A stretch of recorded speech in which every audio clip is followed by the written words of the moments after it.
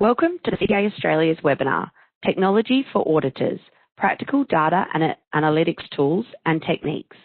I will be hosting this webinar today and available for any troubleshooting questions you may have with your WebEx setup. We have people joining us from all over the country for today's webinar. I would like to take a moment to acknowledge the traditional owners from around Australia and pay my respects to elders past, present and emerging. I extend this acknowledgement to all Aboriginal and Torres Strait Islander people who may be joining us today. I would now like to introduce you to today's chair, Claire Grayson, who will be facilitating this session. Hi, Claire. Hi, Joelle. Thank you very much and welcome everybody. I'm CPA Australia's Policy Advisor for Audit and Assurance, and we brought this complimentary webinar to you today in order to build on our earlier webinar, Technological Solutions for Auditors. This series is intended to help you understand the available technologies which are being used successfully by auditors in order to help you either start or further pursue your journey in embedding technological tools in your audits. It's my pleasure to introduce you to our expert panel of speakers. Firstly, we'll hear from three members of Agile, a consulting company which provides data and technology solutions for businesses and public practitioners. Firstly, we have Marty Corneli, a director and co-founder of Agile. If you each turn your videos on as I introduce you, that'd be great. David Hodges, an FCPA who leads Agile in Sydney. Molly Rafferty, an analytics consultant at Agile. They'll talk about the technology they're using to assist auditors in gathering evidence and gaining greater insights using both clients' data and external data. And then to illustrate these techniques and how they're being used by the Agile team, we'll be joined by Kerry McGoldrick, who's a partner in Assurance and Advisory Services at Shinewing Australia, to discuss some real case studies. Our final speaker is Robert Kilbride. He's Director in Audit Analytics at the Queensland Audit Office, who'll work through some real examples of how the QAO are leveraging technology to improve their audits. I'll be assisted by Jana Schmitz, CPA Australia's Policy Technical Advisor in Audit and Emerging Technologies. Jana will also be monitoring the Q&A, so I'd really encourage you all throughout the presentation to enter your questions in that Q&A box. So just to reiterate, the Q&A box is for your questions. Please direct questions to all panelists so we can all see them, or you can do your Q&A to all attendees. And we'll address those in that Q&A session. If you have technical difficulties or troubleshooting matters for Joelle to address, please put those in the chat box. So it's now time for our session to commence, and I'll hand over to Marty to kick things off. Thanks, Marty. Thank you, Claire. Thank you, everyone, for attending today. We're very excited to be able to present to this group some really exciting technologies and to show you sort of what we're doing in the market with some real life case studies. So the agenda that we're going to work through today is a really short introduction to Agile. I think that's really important just to give you the context of our business and how we approach analytics, because it is a little bit different. That'll be only about 5 minutes. Then we're going to move into the really good stuff. So we've got 3 different case studies. Firstly, Robbie Kilbride from the Queensland Audit Office will be walking through what the QAO are doing in the audit analytics space, which is really exciting. And then followed by a couple of demonstrations of some tools and techniques that we are using in the market. That I think are really exciting, and I'm really looking forward to showing you. Following that, David and Molly are going to talk through a brief understanding of the market itself, and also just some tips and tricks that we've picked up along the way. that I think are really useful when you're approaching using analytics for audit or risk purposes, or just for general profiling of your data. That pull-up will be about 60 minutes, and then following that, we'll have about 30 minutes for a Q&A on the panel, where hopefully you'll have lots of interesting and tricky questions for us to walk through. So let me get straight into it. And as I said, just want to spend a couple of minutes talking about Agile. That's some slides, and then we'll sort of move into some more specific case studies. So Agile is a data analytics startup, and we were founded, I started it with a colleague in 2014 out of Brisbane. What we've found is we've rapidly grown, so we're about 80 people now across the east coast of Australia. We primarily solve business problems with data. However, in order to do that, there's a broad set of capabilities that you need to build to achieve that. That includes something that's a little bit different, and I sort of spoke about this at the beginning, that we use design thinking and agile project management to wrap around our thinking for data analytics, and it helps us to better understand the business problem and then better work out a way to implement that, a solution to that problem. I think it's very important to understand the technology when it comes to data analytics, but I also think it's very important to understand the process and the people as well. And that's what design and agile allows us to do.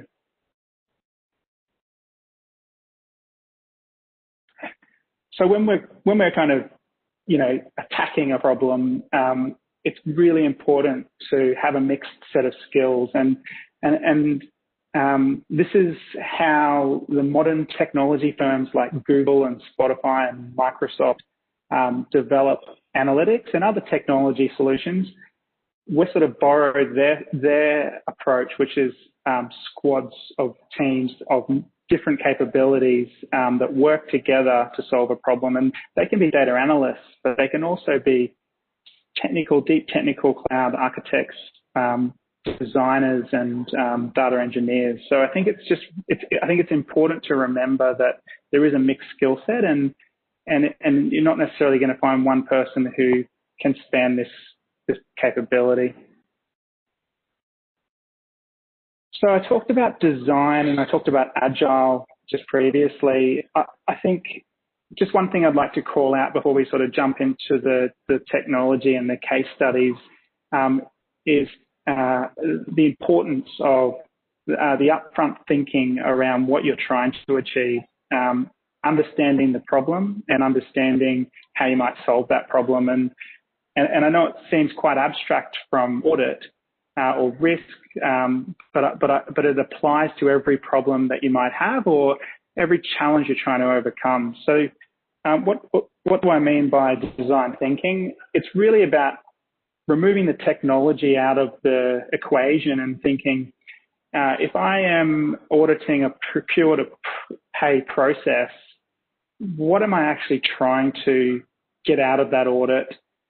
Forget about the data, forget about the technology, understand the objective and understand the problem to allow you to then drive a solution. And so we often will sit in a room and take computers out and get a whiteboard, think through the problem first in a quite tactile way, brainstorm the ways that you might solve that. And that can really then drive a much more effective and efficient solution. Once you've sort of designed that thinking, you're then able to break the way that you solve it down into small bite-sized chunks. And that's really what Agile is about. It's about testing things in short, sharp bursts, making sure that it's working for you. And then if it is, great, continue. If it's not, stop, change, and try again. And then that gets you to probably something that you've heard and read about, which is that fail fast, fail early concept. by the time you've undertaken a project for months and months and months, and you're testing and deploying that months down the track, you've spent a huge amount of resource, trying to validate that problem. So often that's too late and too expensive. So what we try to do is say, let's take some data, let's spend a week on it, let's test it out, take it back, make sure it's working, and then if it's not, stop and try something else. If it is, great, continue. And I think that's really key. And it's probably not what you expected from this session, but I just wanted to spend 5 minutes to remind everybody that technology is an enabler, but process and people will get a much better outcome. So yeah, I think hopefully that resonates with people, but just something that I wanted to touch on before we get started.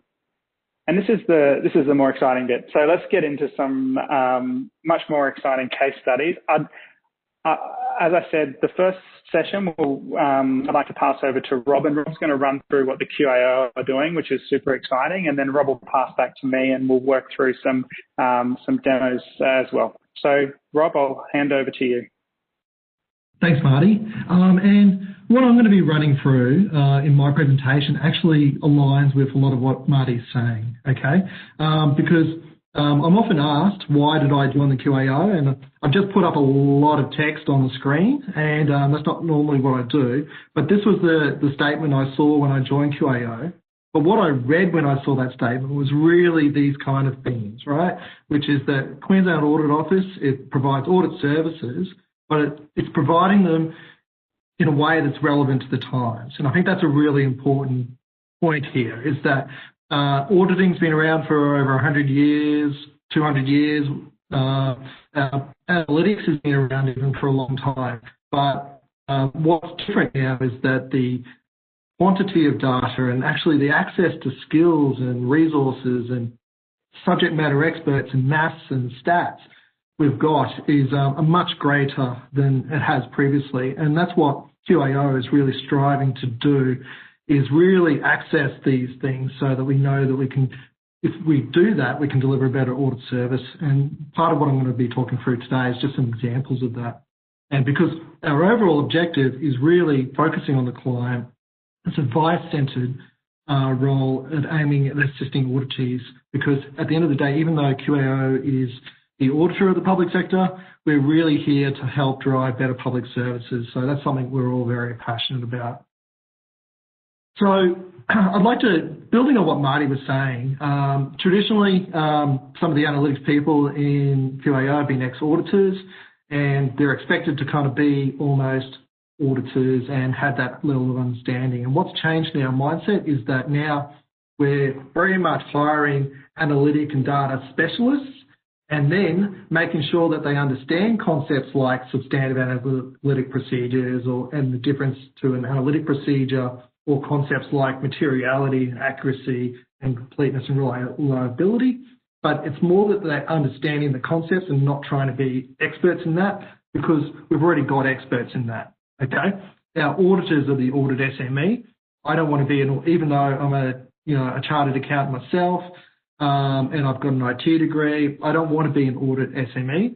I want them to be the audit SME, and what I want to do is have a team of specialists that can effectively innovate and challenge them, because I need those auditors to focus on the so what are they really trying to achieve. I actually also need them to identify where they need there's potential efficiencies to be gained in changing their approach, because also they need to be the ones that own that efficiency. So I can build something, but it'll only ever achieve that efficiency if they actually buy into it. Through to our methodology SME, for instance, that are there to actually make sure that everything we do and that stuff I've got at the top of the slide is really met and those objectives are achieved. And then what I can then have my team focus on is delivering high quality analytics that satisfies our audit SME and methodology SME, and then focus those energies also on even potentially challenging them on the different approaches that can be followed and the so what that can even come out of this analysis. So that lends into a QAO data strategy. So Agenic and QAO have actually been partners for a long time in the sense of over different periods there early on in our strategy. And something we've really taken away from those interactions are things like using analytics to really evolve how we do our audit. So not just go, hey, look, there's a better way we could do sampling, or there's a better way we can do a particular computer-assisted audit technique, CAT or whatever, rules-based test. It's actually to really challenge ourselves and go, this way, is there actually a whole, if we've got access to all this data, is there a different approach altogether that we could follow to achieve the same objective? We also see data and analytics as a way to integrate different areas of our organisation to get a more complete picture. And this is around the idea that effectively you might have an auditor doing financial statement auditing over here. You've got your IT auditor as well. And what we want to do is stitch the insights that come from each of those spaces together into a single view so that your audit team it's a collective and you're actually seeing where the risk really lies in combination and where it really sits in that organisation so you can then focus your energies. And the bottom right insight, always standard, but the bottom left is an area that had incredible importance within our organisation, which is really this idea of automation, which is about saying, you know what, our auditors, even our analytics staff are doing a lot of manual stuff right now. Can we identify ways that we could automate that so that we can have them investing their limited time and high expertise in areas that we're going to get the best return on investment of that time. So we spend a lot of time automating a lot of processes where we can, right from the data supply from our clients through to when it's published to our auditors and all the great fun analytics that happens in between, and through to even with our auditors themselves and automation of what they might be doing on their parts of the job. So just a couple of other points there. What we do here is we've got over 150 clients that we receive data from a whole heap of variety of SAP, Oracle, Orion, all these different systems. But what we've done is really developed a standardized view and data model so that we can then have a standardized approach and then also enhance that data with external data sets where we can, also that we can actually achieve not just better quality, but also those efficiencies that we're looking for in how we audit, and also the quality even from the perspective of making sure our auditors, there's a consistency in how we audit and the benefits that roll from that. Just ways that looks like in practice too with work paper integration. So we have this great methodology team that's designing all these great templates and then also these great questions that need to be answered by auditors. So what we do is work closely with them to go, hey, you know what, we've got data, we've got techniques that can answer those questions. Why don't we just seamlessly kind of put that in there so that now the auditor is not focusing on trying to do analytics themselves, trying to find those answers, they're getting the answers and they're getting the answers in a language they understand so that now they can spend their energies more on interpreting it because that's what their skill set is and that's where their value should be derived from. It's actually that insight and that expertise in doing audit. So that's been a major fundamental area for us. And then also focused client interactions as well is really key. And that's supplemented by things like how we can present the data to our auditors. And this is where we do things like this diagram here is really just showing journals being processed by day of the week on the left axis and the bottom axis time of the day. Now, in the past, an auditor might have received this as just give me transactions that are processed out of hours. Our approach is more, let's give you the transactions that are processed out of hours, but also the ones that are processed at all other times of the day and day of the week so that you can see them in totality. So you get this idea of materiality and you get the context. And then also, what's even better again is that you can still see the exceptions, but you can also see how this business is operating, which then gives you much richer conversations to have with the client, which is something that I'm very passionate about providing my auditors with that capability of doing. So that when those interactions with the client now are much richer and much better, which will hopefully make it now a case of not wanting to avoid the auditor, but looking forward to a conversation with an auditor. Let me just go on to the next slide. So let me just go through a couple of quick examples.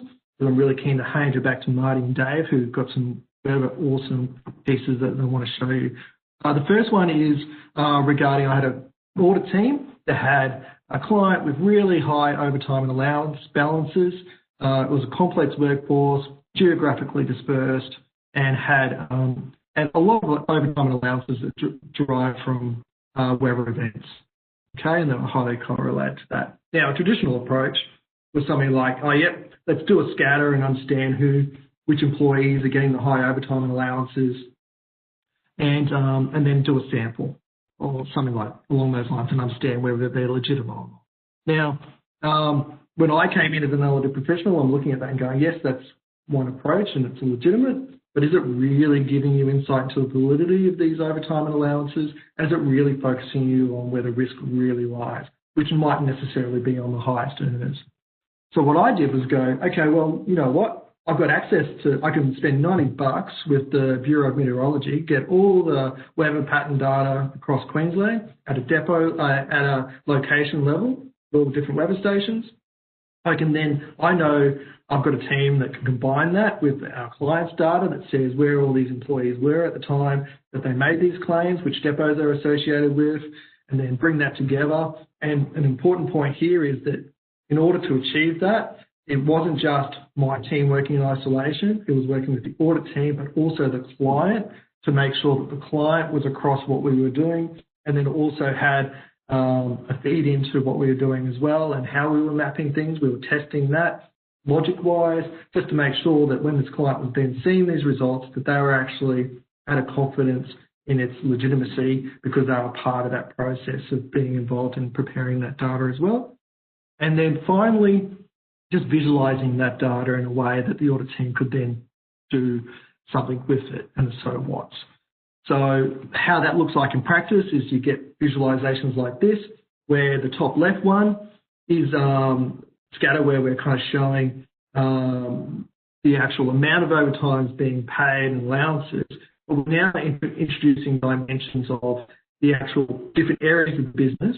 So this organisation had 2 areas of business that were delivering a similar service. But what I love about this chart is it showed and introduced and through conversation with the client, a lot of conversations came out about cultural aspects of how these different parts of the business operate. And so now you could not only see proportionally who's getting a lot of overtime and allowances relative to the size of those depots, but you could also even just see how different parts of the business operate and their risk profiles that go with that. And then another chart on the top right is really now showing that no employee is the same. So even though a depot might effectively have high overtime and allowances, that chart, each dot there, it's just a box plot, but it's actually just showing the distribution of employees and those overtime and allowances. And therefore you can see quite quickly where that distribution lies for that depot. So it's giving you a much more granular insight and inform those discussions. Through to things like down the bottom right, which is that geographical differences, where you can now actually see across Queensland where how much of a geography might play a factor in that. But I'll just quickly go on to the next one because this is the one where we use, introduce the rain data. So this one here is where you've got the bottom axis is effectively, we move to the right on the amount of rain that a particular depot received in relation to claims. You've got the dollars on the left, which is actually the amount that was paid, and the size of the dot is the number of employees paid. So what you're getting here is you're actually getting, and then the colour is actually those areas of the business. So naturally you might look at it and go, yep, we've got some large claims over here, but they're also large rainfall. And you're kind of going, okay, well, that makes sense.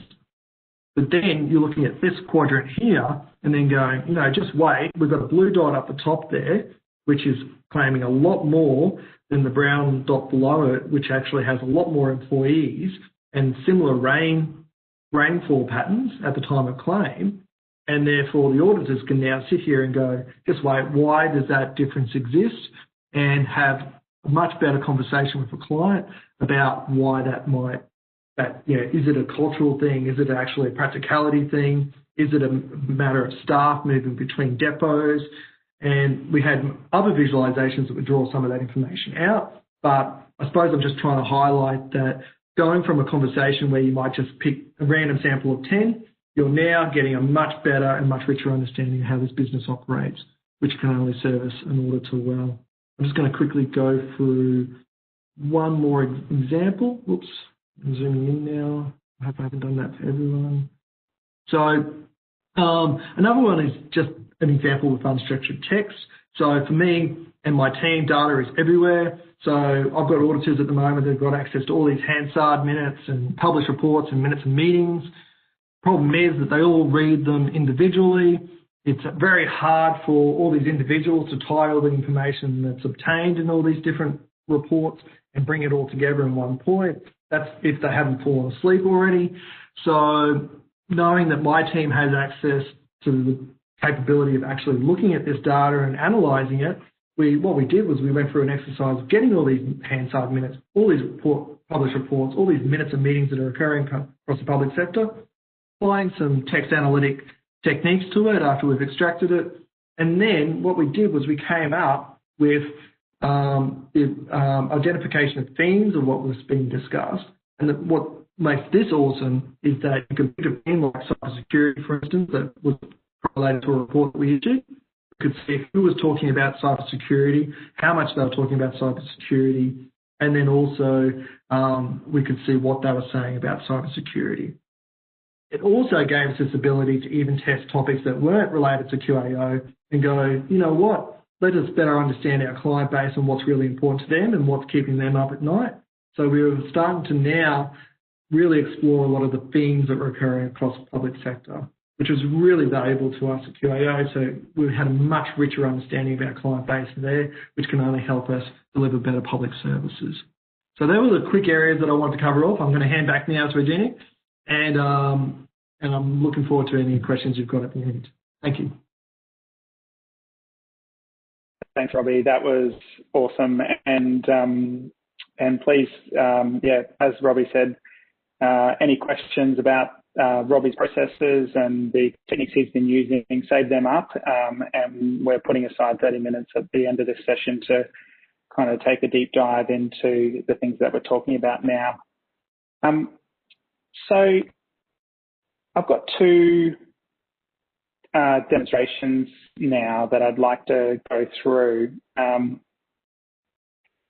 I'm going to risk it all and do a live demonstration in this session, or a couple of live demonstrations. I like to live dangerously. So we're going to cover two different innovative techniques that we've been using in more recent times in the audit and risk space. One of them is process mining, and I'm about to jump in and undertake a demo of that. And then secondly, it's search and display analytics, which I'll go into in a little bit more detail after this, but just so you're aware, we'll do sort of two 10-minute demonstrations now. So firstly, process mining. I'll just share my screen, and hopefully everyone can see my screen there. Someone yell out if they can't. But so process mining is basically a technique that allows you to understand and map a particular process. So in this case, what we're looking at is the purchase to pay process. And there's a bunch of steps in the purchase to pay process. And I'll just zoom in so people aren't squinting. And there is good practice around purchase to pay and its requisitions, and then purchase order, sending that purchase order, receipting the goods, recording the invoice and clearing, and then the process is done. What process analytics or process mining does is it takes from a pure fundamental view of the data of a mapping of what is actually happening in your system. So it will take you will take all of your transactions that you've performed in a given time frame, and that might be the last 12 months. And in this case, say we're looking at the last 12 months, we can see that 1.1 million purchase orders that we're looking at in this data set, about 2 billion worth of purchase orders, and it will map all the variations of how those transactions occurred. On the right-hand side here, you can see that we're currently displaying the most common variant of the process, and out of the 1.1 million purchase orders, 38% or 420,000 cases followed these steps. So they started with the process, purchase requisition, purchase order item, sent the purchase order, receipted, recorded the invoice, cleared the invoice, and the process ended.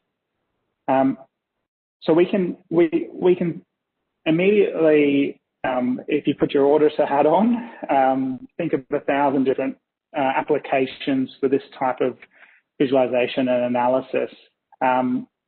Let me show you then how you can start to sort of drill in and understand a little bit more. On the right-hand side, you can see that obviously we're currently displaying the 38%, the most common process variant.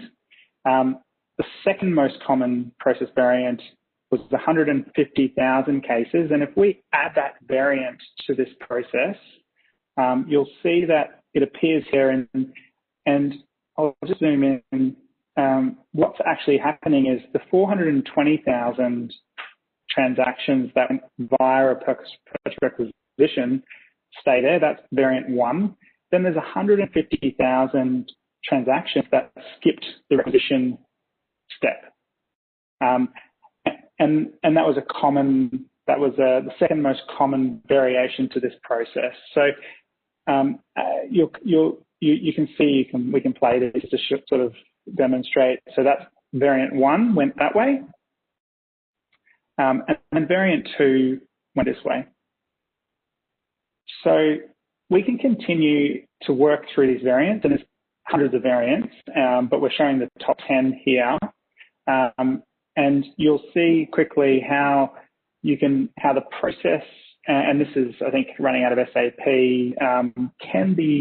there can be many variations on the process. But the exciting thing from an audit perspective is you cannot hide anywhere. Obviously, the data is the data, and it will show every single variation of the process. Now, we might be interested in variant 3, the difference between 1, 2, and 3. 3 had a price change.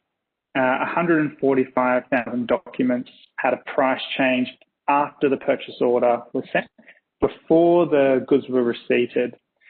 Now, it's quite powerful. We can click into that step, and we can hold that selection, and we can say, okay, I'm only interested, there were 1 million purchase orders, but I'm actually, for this particular audit procedure or for this particular investigation, I'm interested in purchase orders that had a price change.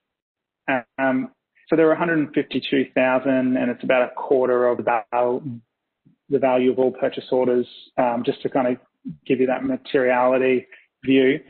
Now, this is the cool part. There's variations on this, on these purchase orders that experienced a price change.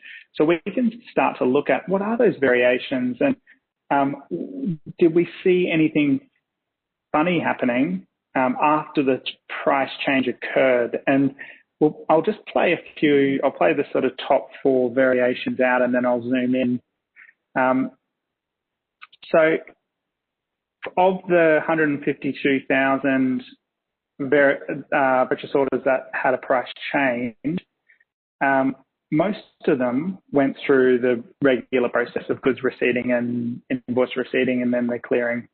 I'm quite interested in the ones that were receipted and then finished. So we can see we've gone from 1 million purchase orders down to 852 purchase orders or transactions that have kind of skipped the end 2 steps. And we can continue to drill. So we've going from 152,000 that incurred a price change down to 852. We'll keep those selections, and then we're sort of drilling and drilling down. Now we are looking at the 800 odd that have experienced that after the price change, the process ending after receipting, and we can then jump across and just grab that data. So as an auditor, we might go, all right, well, these are the ones we're interested in. Let's grab those. Let's see, pick a couple. Let's test that and understand what was the business use case for changing the price, receipting it, and then closing it out. And so very quickly, you get a fantastic visual of your entire system process without anything being able to be hidden or, any loopholes being uncovered very, very easily.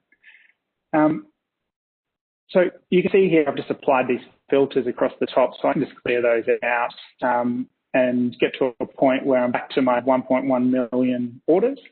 I've only got 5 minutes or so to show you this tool, so there's many different screens and different ways to analyze, but just to give you a flavor, and if it's something that you think might be useful in an application that you're working in, just to make you aware that this technology exists.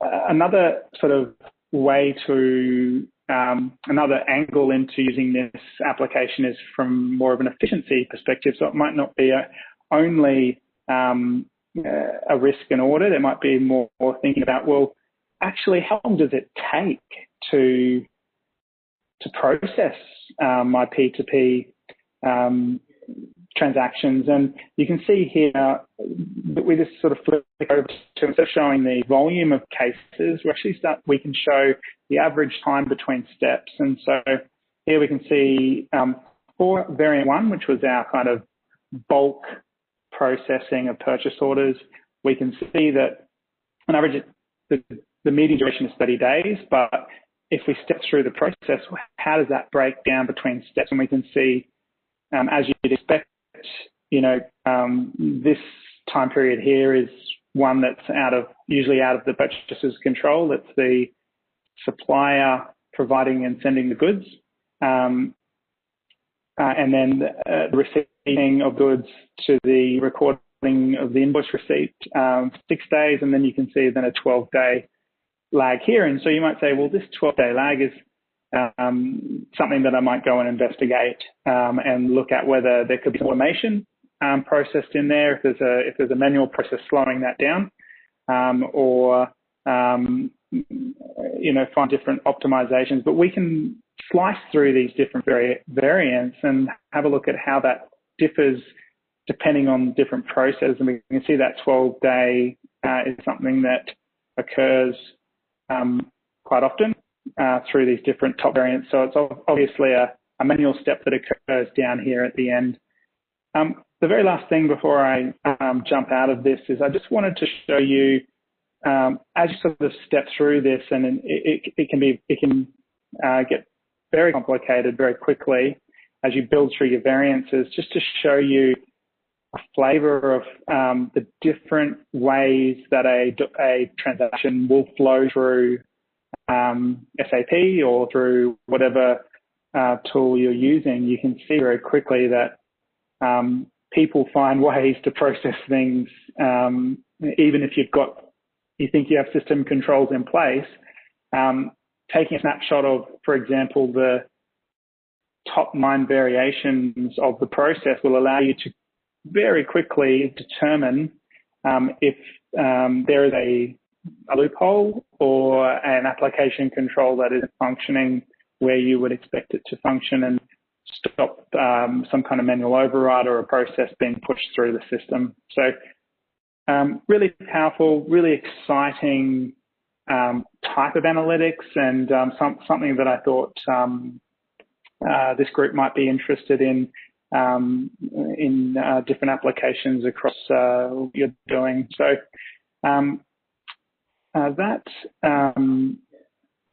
that is that one. And I'm just going to stop sharing, just jump back to the pack for a second. So that's process mining, and obviously happy to kind of talk and discuss that further at the end. The other one that I'd like to quickly cover, spend 5-10 minutes on, is what we call rapid visualization. So kind of setting the scene on this demonstration, over the past 10 years or so, there's been a huge innovation in data analytics tools and techniques, and it's almost exponentially increasing the number of tool sets out there. Molly and Dave will talk to the kind of market after you see this demonstration, but it's a rapidly growing market with lots and lots of innovation. I just wanted to highlight an example of that innovation that we've seen, which is quite remarkable, and it sort of will involve sort of looking at a tool that's about sort of 4 years old and then comparing to a tool that's about 12 months old. So I'll jump straight into that and give you a demonstration. So this is a in-memory dashboarding tool. This one's called Click. You probably would have heard of either Tableau, Click, or Power BI. And we kind of bucket those types of tools as in-memory dashboarding, drillable tool sets. This type of technology is sort of 3 to 5 years old. Still very powerful, and I suppose just a sort of caveat or a context set is these tools are very powerful and still have lots and lots of application in the market. I suppose what I wanted to highlight here is where the innovation's going in this space, as some of the new tools that are coming out allow you to automatically or even more rapidly view and analyze the data. So traditionally, the last 3 to 5 years, we've built a lot of these types of dashboards. Just to orientate you to, we're looking at here, credit card spend, $8 million worth of credit card spend happening over, the different months of the year. July, $1 million July of the 8 million. We've got 62,000 transactions, an average spend of $130. We can see that spend is occurring across 43% of the spend happened out of the marketing department, and $2.3 million was on restaurants.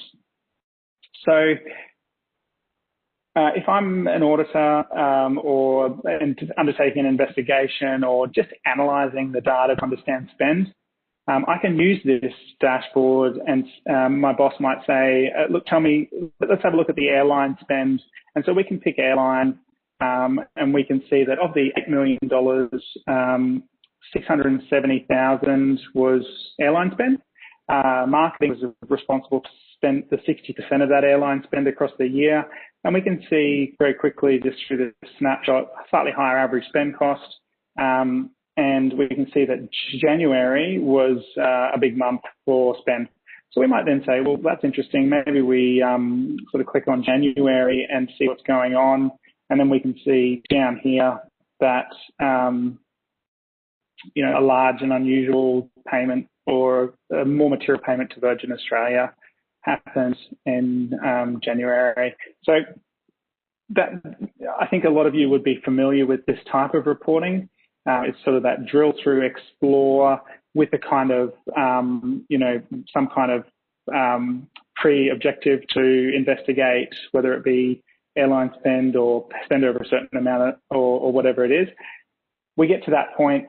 These tools are great because you can just go straight to the data and you can see that those transactions related to, that spend related to these transactions. And you might be able to then go, well, okay, looks like Ben has been approving a lot of these large transactions. So let's have a look at Ben. And at this point, you might say, well, what else is Ben doing? And so we can kind of remove those other things out of that filter. And we can say, this is Ben's approved dashboard list. So we can we've sort of filtered this dashboard down to say what Ben's been doing. Ben's approved half of the spend, and he's sort of done restaurant, retail, transport. We might sort of pick a large month and sort of take a bit of a peek at what he's been doing, and we can immediately say, oh, look, here's some office work spend that I might go and take a look at because it's quite a large stationery or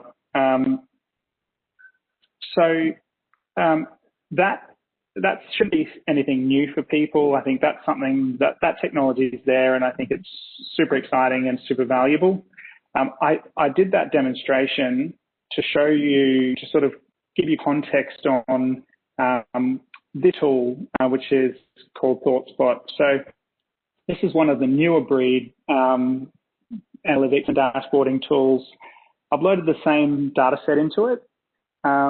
And really the exciting thing about ThoughtSpot or these sort of search and display tools is you don't need to spend the time up front building this.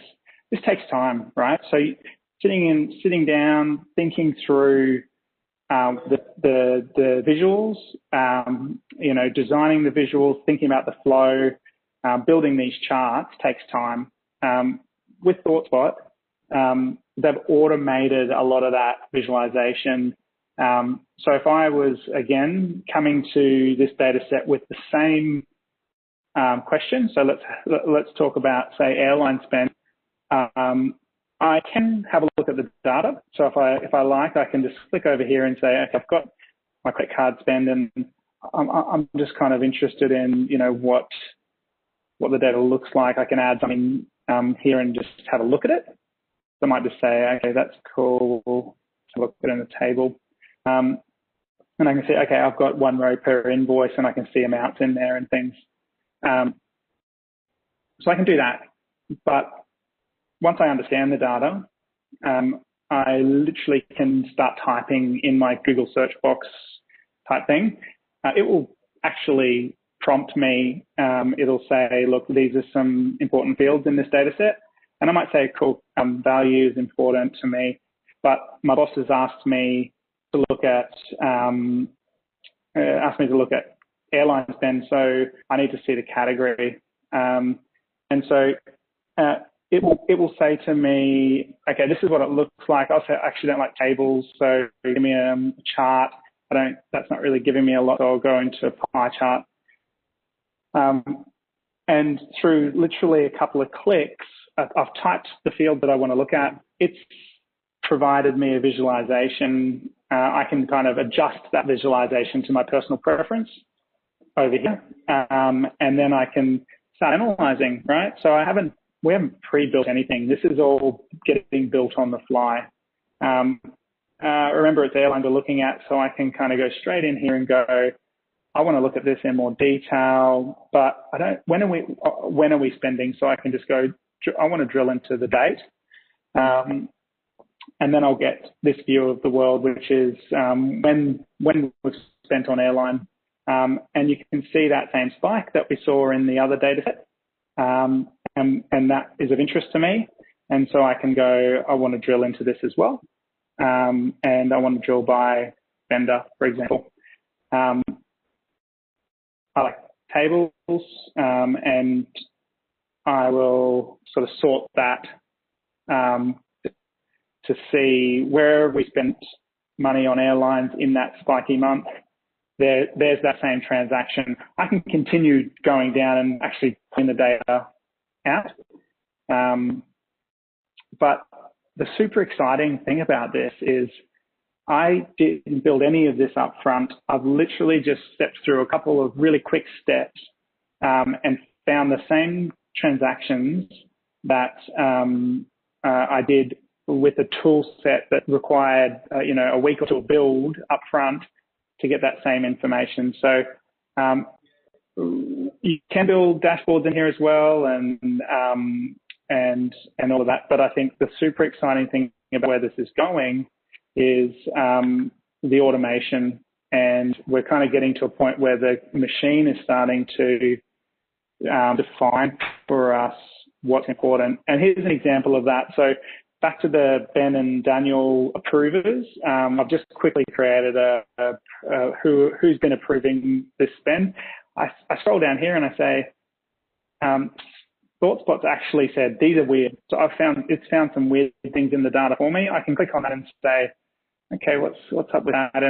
And immediately it's highlighting for me things that it thinks are outliers or are large and unusuals, and I can go through here and just show the underlying data. Show me what's being spent in there. I can add some columns, and I can say I want to know who created this. I want to know which division they're from, what type of document it was, and the ID, so I can go look up in the system. And then away I go. I've literally gone from, okay, Ben and Daniel are the approvers. Here's a weird month, straight into the data, and I can sort that and then look at the high volume, high value stuff. That was a whirlwind tour. Hopefully it wasn't too fast for everybody, but super exciting, that space for me. And I think both the process mining, which gives us that view of the system, which is, you can't hide because every document is processed in a way through the system, to the rapid visualization demo, which sort of highlighted that I think the need for BI developers as a skill set is diminishing as the analysts, people like accountants and engineers will be able to, that have a head for data, will be able to use these tools without learning to code or configure charts, because that's pointless. It's more about getting to the business problem, and these tools allow us to do that. So I've probably gone a little bit over time, but perhaps I can just pass over to Dave and Molly to talk a little bit about those tools and that evolution, because I think it's really, really exciting. Thanks, Marty. Yeah, and thanks for the demos to you and Rob as well. We thought we'd just touch really quickly in terms of, I guess, some of the things that Marty mentioned before in terms of the evolution of analytics. I think some of us that might have been in auditing or accounting for a while remember the days where it was a lot of hard work to enable the analytics and to get access to the data that you require. Not necessarily the case anymore, and pretty much every week, every month, new innovations are coming out. So I'll just hand over to Molly now just to take us through and maybe highlight some examples of some of the cool tool sets that are out there that you can look into. Great, thanks, Dave. Yeah, so Marty's just popped up a bit of a timeline of analytics tool sets and what we've seen emerge into the market since, really, we're talking about since probably the late 90s to present day. Now, if we're thinking back to late 90s, early 2000s, we were very constrained by the hardware that we had available. So this meant that we were leaning really heavily on the architecture, and it was incredibly important because we were optimizing for the hardware that we had available. And what this really resulted in is a highly specialized tools that were really geared at IT professionals who had that specialized skill set and not really designed with the capability of the business users in mind. And I'm sure everyone on this call has seen then, I guess, the results of this, which is often pre-canned reports, something that's not necessarily customizable or very interactive. And again, you've got two very distinct groups in very early on in terms of the specialized IT knowledge and then the business users consuming that knowledge. I guess what we see over time is that tools have really developed from this baseline, and we start to see a more diverse tool set emerge as we move through to the current day. So we've got our sort of BI and reporting traditional tools, so tools like Tableau, there's Click, we've got a few different Clicks in there, ClickView and ClickSense. Power BI fits in here as well. We've also got some data transformation tools such as Ultrix, and then we've also got some various different databases that are coming onto the market, again, that are optimizing for different areas. I'd also like to highlight some of the more advanced analytic tools, which we're seeing higher up in the timeline, but have actually existed for a long time, tools like Python and R, but as the analytics skill set is getting more advanced, analytics professionals are starting to draw on these more traditionally programming or software engineering tools, but really starting to use those in an analytics space. And I guess what has really enabled this rapid development in our tool set is cloud computing. So what it means is that we're no longer harnessed to the hardware that we were tied to in the early 90s and late 90s and early 2000s. We're not relying on a server that's sitting under someone's desk or in the basement, but we can take advantage of all of the stuff that's up in the cloud. So that's decoupling our CPU and our storage and really just using the resources that we need when we need them. So I guess what we're starting to see then as well with this rapid development is that emergence of more of these self-serve analytics tools, exactly what Marty was just bringing us through before. So that's a sort of, the ThoughtSpot, but as well as ThoughtSpot, we're starting to see this feature becoming really, really important in some of our core BI tools as well. So our core BI tools such as Click, Power BI, Tableau, they're all bringing this sort of lens to the market as we're converging and saying, do you know what, business users can and should be using the analytics tools because we're doing this for them. And the point that these tools exist is to, solve a business problem at the end of the day. I guess what we see with the difference really with, say, ThoughtSpot and the more traditional tools like Click and Power BI is that ThoughtSpot has really approached this new space head on and has said, okay, cool, the problem we're solving is directly self-serve analytics, where Click and Power BI are approaching that from the other end where, they have this traditional BI platform and they're like, wow, we have some amazing tool sets already in our kit and we can build amazing dashboards. People are interacting with them and know how to use them. Let's build on this and take it to that next step and start implementing more of these self-serve tools. So we see that with the Spot IQ that Marty was just showing us, but also in Power BI, you've got a really similar sort of technology that's starting to being embedded in there. So that kind of takes us through very briefly that timeline. And we just wanted to pop up this quickly, which is the Gartner BI Magic Quadrant for 2019. Now, this is BI, so the business intelligence, but what we really wanted to highlight is that not everything is necessarily included in this BI Magic Quadrant because we're starting to see some divergence in the market in terms of the tool sets where a tool like ThoughtSpot doesn't fit nicely necessarily into the BI Magic Quadrant or the Data Science Magic Quadrant. So it's being able to take these pieces of information and being able to draw on the different tool sets that are required for the different use cases. Awesome. Thanks, Molly. Dave, you had a few sort of lessons learned along the way. Yeah, I think we've all had lessons learned along the way in the world of auditing and analytics. And I'll whip through these really quickly because I'm conscious of time and allowing Kerry to come into the conversation and indeed to field a lot of questions that you might have for the panel as well. So just some things to call out at the outset. Everyone loves a good acronym, so let me give you this one, VER. So when you're thinking about analytics for your auditing, think about the value, the insight and the influence that you can drive through analytics and sharing that with your teams and with your clients. Think about efficiency.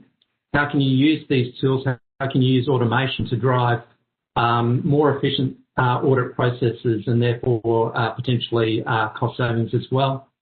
And then R being risk and risk management. The expectation more and more is that auditors are getting across entire populations. There's technologies there. If you're not using it, why are you not using it? So it's an important risk management tool as much as it is, a value deriving initiative to be undertaken. So really quickly, a few things. Understand your client systems and data landscape and maturity. before you embark upon anything on the tool set and analytics front. Really important just to understand that, and to the extent that you can align with what your client might be already doing, what the internal auditors might be doing for that client as well.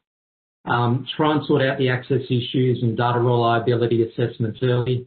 And remember, as you're doing this as well, this is an investment in the future and future year audits as well. So try not to think of it in the context of a discrete year. This is about setting you up for success moving forward as well.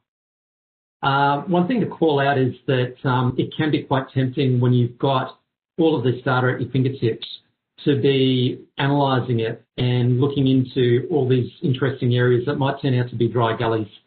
So resist the temptation and make sure that your team resists the temptation to excessively analyse, particularly during planning and risk assessment time in terms of what's readily available for you. Having said that, a targeted planning and risk assessment can really, really benefit from data analytics and just being able to see entire populations, being able to identify outliers, where should you target your control and substantive testing. There's obviously easy things that you can be doing around trend analysis, around key financial statement balances, how might you automate that, how might you analyse that more effectively, visualising the entire transaction populations, and really, testing those outliers and those anomalies. Why are you not looking at the entire population when you've got that ability rather than, an old 25 sample size? Process mining that Marty demonstrated before, just such a powerful tool, particularly when you're going through and analysing controls and working out where those potential control deficiency points might be. Regression analysis, this is just a call out, obviously, to be thinking about the relationship between variables and how you can use our analysis to test that and to test your audit hypotheses. Similarly, for fraud detection, there's a lot of red flags for fraud that can be borne out through some smart targeted data analytics. You might be looking at lack of leave for key certain positions. You could be looking at segregation of duty breaches. There's obviously some very specific tools that are out there that focus on this. And obviously, the large accounting and auditing firms are investing heavily in this space, as are the lawyers. And finally, what I would say is that I think the expectations on auditors are going to go up and up from a client perspective. And so, going back to that V and the value that you can add, just that ability to talk your client through what you have learned and what they need to learn from the audit process. What are the insights that they can derive in terms of where the controls are deficient? What are some of the areas that we need to be considering for the years ahead? So it's a rapid fire top 10. There's a lot of other, lessons that we've learned along the way as we've worked with external auditors, whether it be audit officers like Rob or other firms, internal audit functions and management teams. But yeah, the future is bright, and I think we'll see analytics and auditing being fully intertwined throughout the audit process. Thanks. That's all I want to say on that. It might be back to you, Claire. Yeah, thank you, David. Wow, that's just such a lot of food for thought. What a fantastic session. And look, all those case studies really have brought to life the possibilities for data analytics, visualization, process mining. Look, that's great. Great coverage. And so, look, now it's time for us to address questions. So everybody participating in the webinar, please type in your questions into the Q&A. I know that Rob's already answered one of those questions from Brian, so thanks, Rob, for that.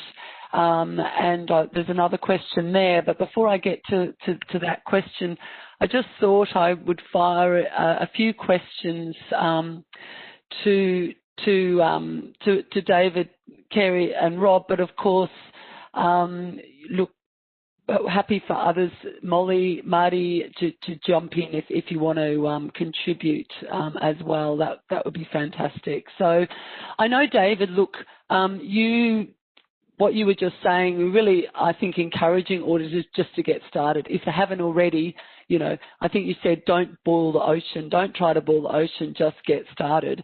And what do you think are the risks of auditors not embracing technology? Well, I think the risks are that you're going to get left behind. I think technology, use of technology and data is just in everything that our clients' organisations generally are doing. And so, their expectation is going to be there. It'll be there in auditing standards. It'll be there in terms of client expectations. And so if you're in a competitive market in terms of the auditing services that you're providing, you can bet your bottom dollar that there are other audit firms that are investing heavily in analytics and how they use that and their ability to provide a superior service at potentially a lower cost. So I think that, the risk and the opportunity, if you like, is to be targeted with what you undertake, but absolutely to get started and make this, a strategic pillar of how you're going to really, improve your business and your service into the future. Yeah, fantastic. So in doing that, Marty was talking about being agile and the Agile agile in the process. Is it possible for auditors to be agile? Isn't a term we probably would have associated with ourselves, auditors, in the past, but do you think agile is a robust methodology and can auditors embrace that? Yeah, it's a good question. I absolutely do. I started my career doing QA over system implementations, a very waterfall type of approach to assurance. And, there's a lot of people that have grown up professionally utilising that. And Agile's come in as a relatively new kid on the block, and there have been some car smashes in terms of how organisations have tried to apply Agile and have run into some cultural challenges, shall we say. But I think the key for auditing is to think about how you apply Agile in the context of analytics, and particularly for analytical projects or endeavours that you might undertake. And then secondly, for your auditing processes more generally, well, what are some of the real nuggets that you can take from Agile and apply it in your own way to your audit process? And just to call out a few of those, there's potentially this myth around Agile, the fact that it's a free-for-all and it's for cowboys and you lose control. It's far from it. My experience with Agile is it's so granular in terms of how it breaks down work, and it's highly, highly collaborative and iterative. And so what that means is that there's much more engagement with, say, your client as well as your audit teams, and your ability to pivot and change direction and to control risk and control the audit process is much higher. So I think there's a lot you can take from Agile and look to apply it. And there's some good guidance out there. I think it was Deloitte in the UK published a document a little while ago, which was more focused in terms of assurance over major projects, and how do you do that in an agile fashion. So yeah, some great learnings there, and it's not a one-size-fits-all, but certainly Agile has a lot to offer, I think.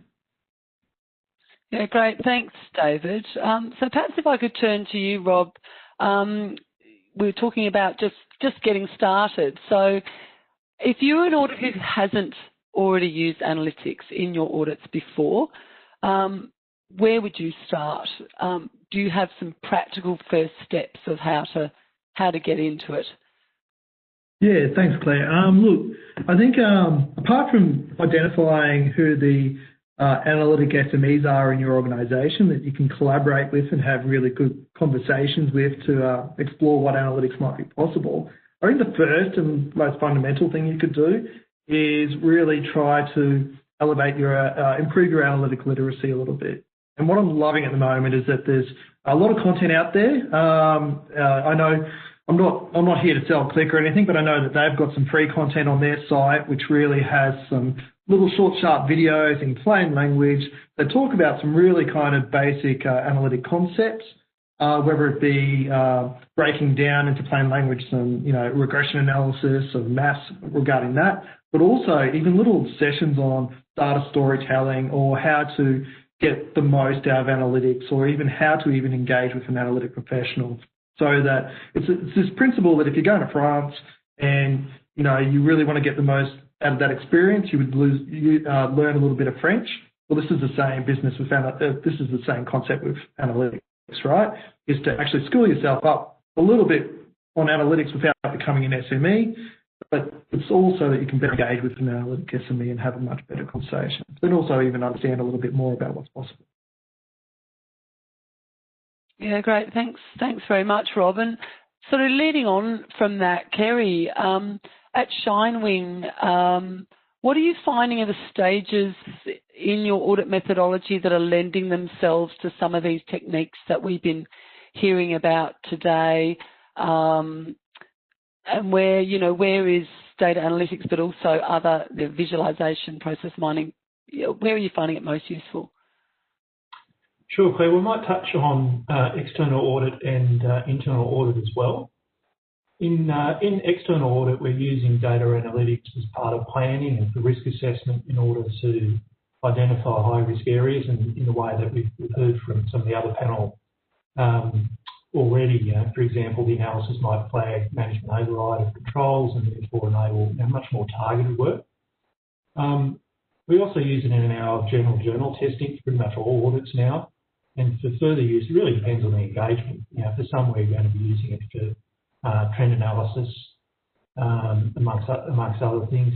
For internal audit, we're typically bringing analytics into the fieldwork stage. So recently we've used analytics to look very deeply and widely at large amounts of payroll data to identify underpayments, but also for analysis of accounts payable transactions, for example, to review duplicate payments.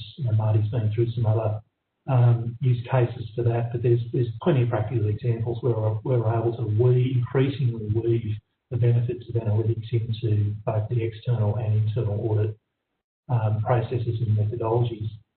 As Marty and Molly have said, the tools are developing rapidly, and we're all still learning. And I'm sure we're all going to continue to see greater benefits, particularly through efficiencies through automation.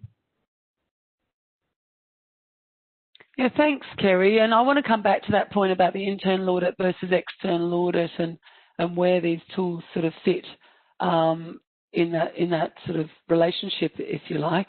But perhaps I'll just touch on, in fact, we might just cover off a couple of questions that have come through the Q&A box. First of all, from Marina, are there other products similar to ThoughtSpot? Do you want to take that one, Marty, perhaps? I'm trying to think. No, definitely. So we like to sniff out the innovators, and so often we'll find products like ThoughtSpot. They've currently got a fairly unique selling point around the auto visualization. However, we're seeing some other players sort of replicating that capability. I would say right now there isn't a direct competitor.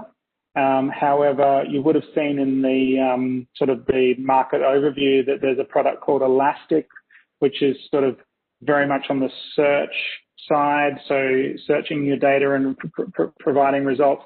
And then we're seeing Power BI and Click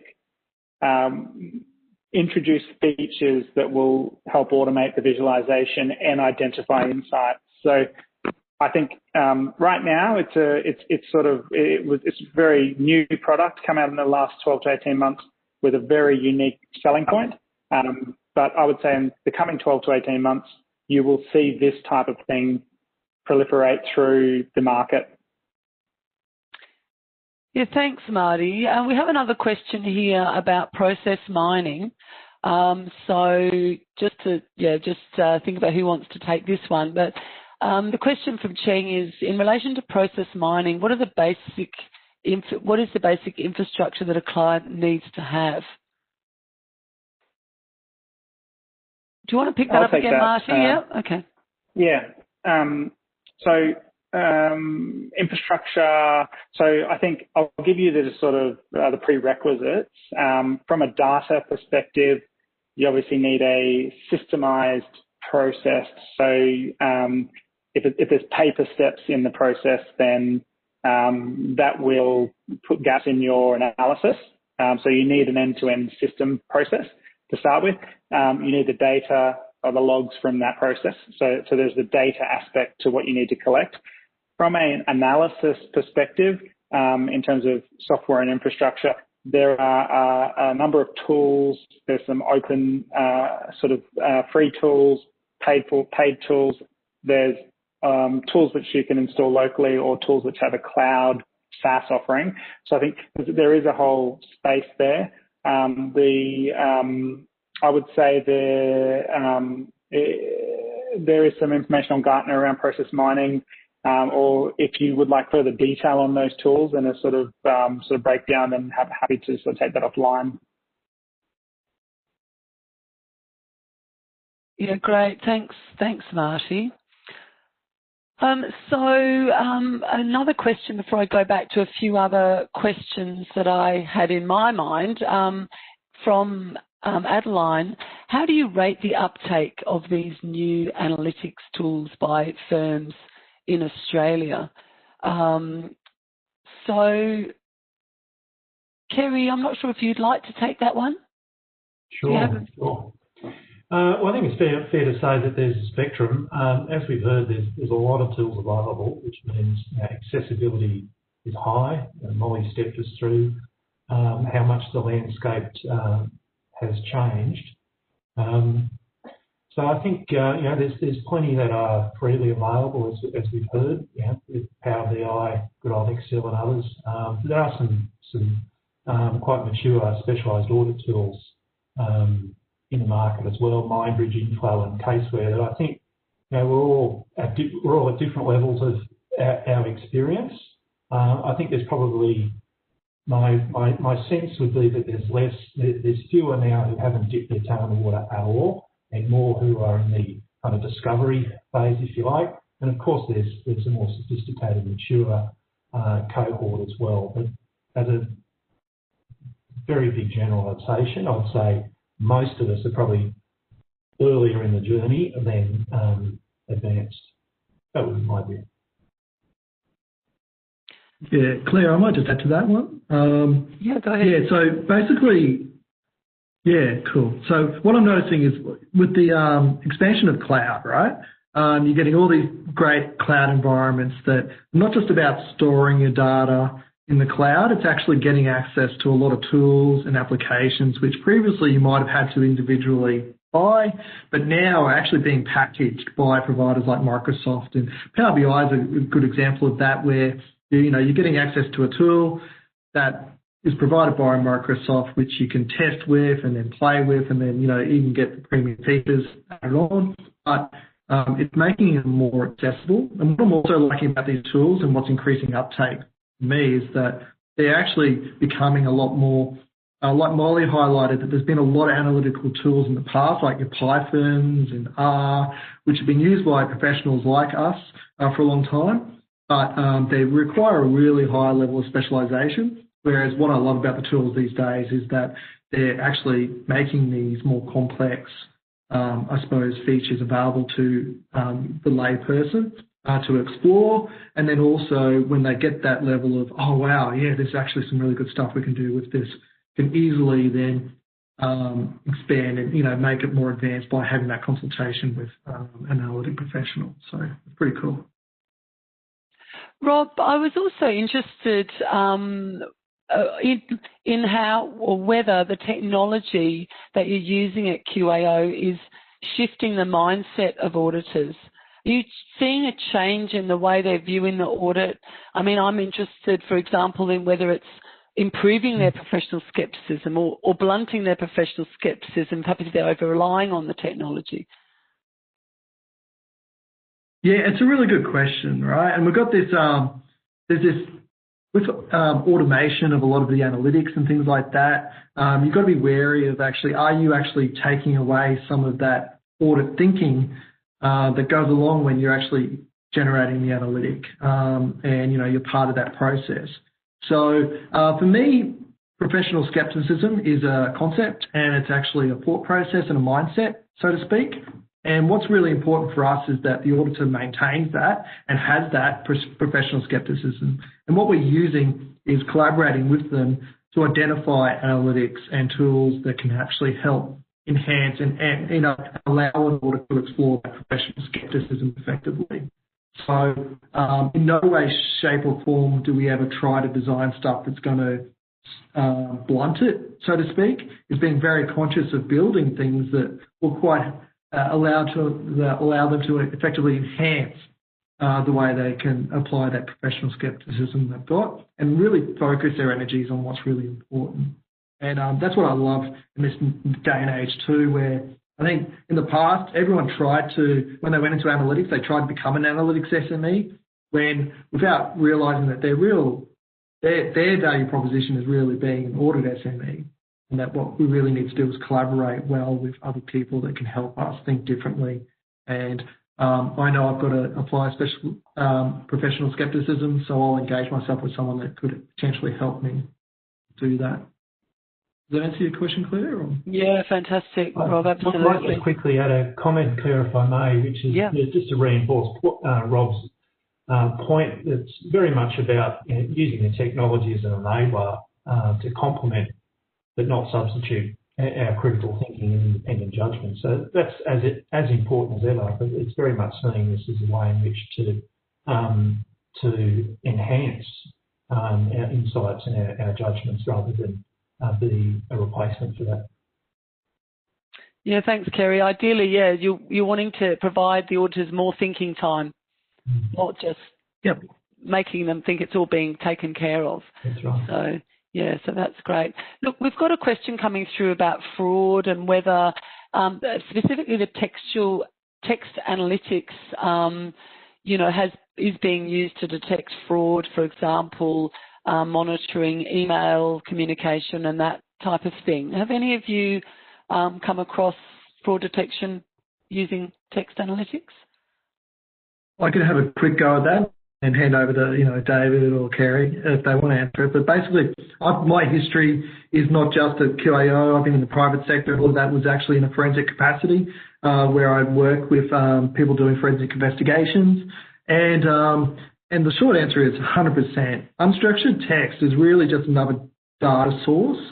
And for me, what my role was about is about giving access to that data source in a way that that forensic professional could apply their skill set in actually trying to understand and identify these things. And what we did, I've used it on emails, we've used it on all different types of Twitter, postings on communication channels within an organisation. I know it's starting to sound big brother, but it's really around data sets that are effectively business owned and run. So, everyone falls into this misconception sometimes that a work email is their email. It's actually called a work email for a reason, because it works. But I suppose from me, from an analytic professional, I'm told by this forensic person, hey, Rob, I'd love to understand what's being talked about here and whether there's these type of events that are being talked about, because as a forensic person, I know these are events that might give me insight into whether a fraud's occurring. And so what I would do is get access to that data, turn it into a data set that we could do that analysis on, and then identify those events for the forensic person. Yeah, there's a lot that can be done on that front, and as Rob said, so many different sort of data sets that are readily available now to assist in terms of fraud detection and conflict of interest and whatever it might be. So there's the emails, there's all the social media data and the analytics that we derive from that, and then blending that with say ASIC data sets in terms of directorships and whatnot. So we see a lot of that used in terms of, I guess, you could call it entity resolution, working through the different connection points and being able to identify, for instance, is there some deceit in relation to the relationships that might exist between different parties, where they shouldn't be using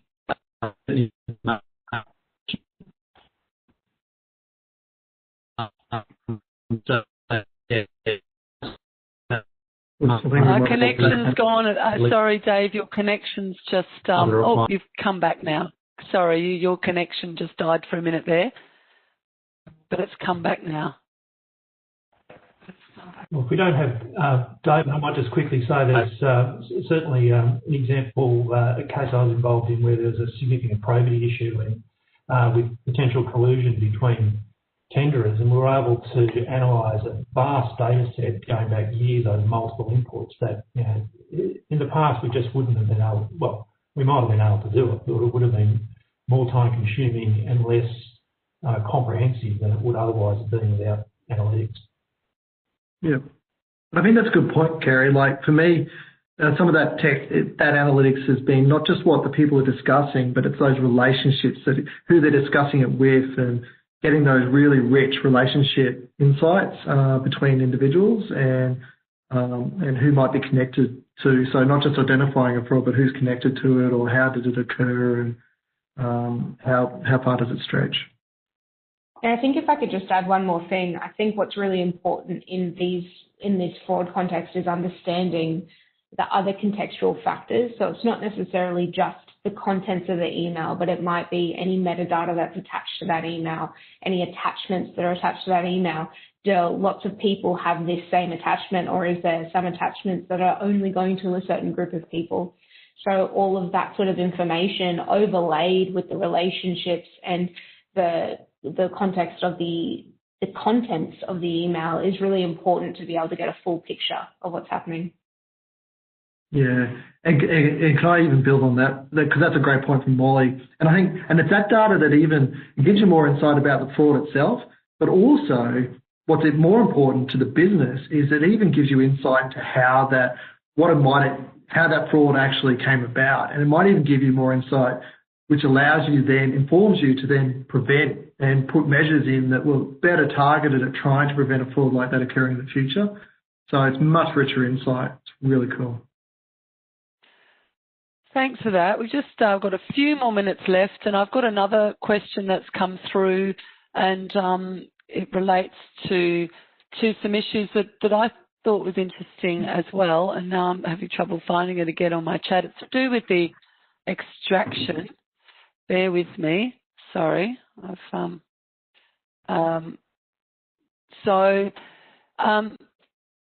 The question is for David on the point around addressing data access and structure early. What's the best ways that you've addressed what I'd call reluctance in providing an auditor with full access to data quickly and easily, especially when there are existing BI teams at the client?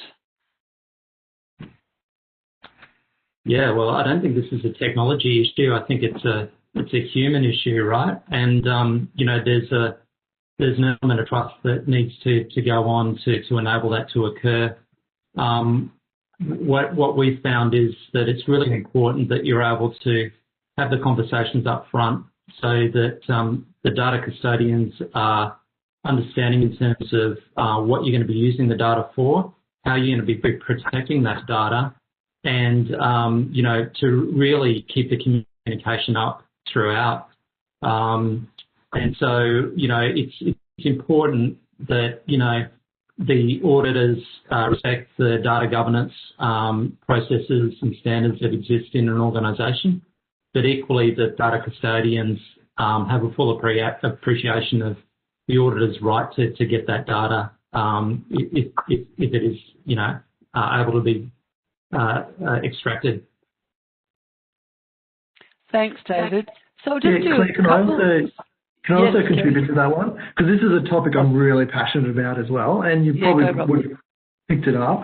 But basically, in our organisation, like David said, it's not a technology thing. It's actually a people thing. And it's really down to, at QAO, what we've done, and this is what I love about this organisation, is we've actually looked at how we're even structured, and it's gone to the extent of removing the silos and removing these impressions of fiefdoms, cost centres, and trying to really kind of focus our energies on making sure that we've got the right people from our organisation involved in the service that we're providing, and actually people playing to their strengths. And we've actually made a lot of data. We've consciously made a lot of data available to our auditors so that they can do their work and they can even do their own analytics, but then also supplemented that with making sure that we've also got SMEs that can QA that kind of analytics or be involved, or even identifying whether there's actually a more efficient or effective way of doing what that auditor is trying to achieve. But it's all about transparency, and it's all about being open. And it's not worrying about, oh, I'm protectionist, I'm the analytics professional and I can be the only one to do it. It's much more open than that and being transparent and saying, hey, look, you know what? We haven't got capacity to do all analytics. We know you're going to do analytics. We're going to respect that. We're going to provide you. We're going to facilitate. But then also we're just going to make sure that there's a data governance and that there's a QA and there's a quality to that, and that we're going to help you with that as well. And it's very much that psychology of it more so than the actual, building up these walls. Yeah, great. Thanks, Rob. Now, I know we've run out of time, so but if I can get final comments, perhaps from you, David, on what do you think audits are really going to look like in, say, another 5 years' time when it comes to data analytics, visualization, and other technology? Yeah, well, I think in 5 years, gosh, who knows, right? Because things are changing so rapidly. I think, if you look at the trend of what's been occurring, and, auditing is just a microcosm of what's happening more generally, that the pace is quickening. There's expectations of everything being real time. So I think you can expect auditing and audit presence to be much more a continual process throughout the year.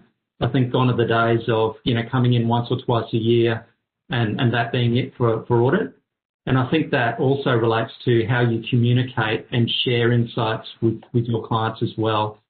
I think we'll see more adoption of technology generally. There's been some early use cases of drones for, asset stock takes and things like that. I think you'll see more of that. And I think you'll see just generally a lot more RPA and automation of, let's call it the grunt tasks associated with reconciliations and other things. Anything that doesn't require judgment is likely to be automated, and, auditors will be expected to utilise that automation in their processes as well. Thanks, David. And is this all going to be available to small and medium practitioners? Well, I think the good news is that, if you look at, what Marty and Molly have been talking about and tools, there's a plethora of choice out there, and there's a lot of great open source technology out there for free as well. So I don't think small and mid-firm auditors should be, backing away from the use of technology and analytics. I think there's some very cost-effective ways you can do this. And it's not just for the Big Four at all. Well, that's great news. So, look, we'll wrap it up there. So thank you so much, Marty, David, Molly from Agenic, Kerry from ShineWing, and Rob from Queensland Audit Office. Look, you've demonstrated and discussed so effectively the technologies that are being used out there to conduct a more effective audit. I'm confident it's going to help auditors with that professional skepticism, and definitely with increased effectiveness and being much more targeted. So thank you all for your time. Really appreciate your insights, and I'll hand back to Joelle now. Sorry, everybody, to go over a couple of minutes over time. Great. Thanks, Claire. And thank you, everyone, for your participation today. You will receive an evaluation survey accompanied by the recording of this webinar. We really appreciate your feedback, as it is extremely valuable to CPA Australia. Thanks again, and we look forward to welcoming you to another CPA Australia webinar soon.